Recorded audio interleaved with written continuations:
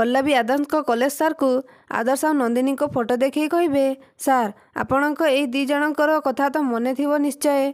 तापर सार फोटो देखी कहे ऑफकोर्स ए दी जन कॉलेज रो फेमस कपल थिले।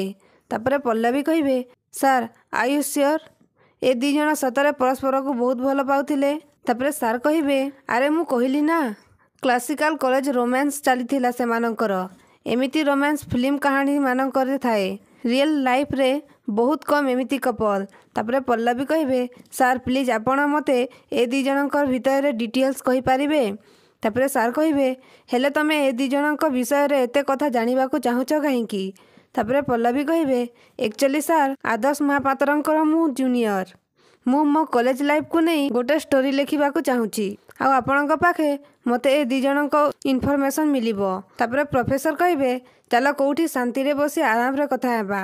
तापर से माने गोटे कॉफी शॉप को जिबे आउ तापर सार कहे समस्त जहाँ भावुतिले शेषरे सेया हेला उभयंक भितर प्रेम हो गला। एमिति कथा सुनिबा परे पल्लवी आश्चर्य हो जाउछंती आउ कहे प्रेम। तापर सार कहे हाँ आउ नुहे तो कौन सेमानंकु देखिले लागुथिला जेमिति सेमाने मेट फॉर ईच अदर। तापर पल्लवी आश्चर्य हो जाउछंती। तो दर्शक बंधु एबे कौन पल्लवी सबु कथा जानिला परे घर छाड़ी चली जिबे कि? हमकु कमेंट रे येस और नो कुहंतु।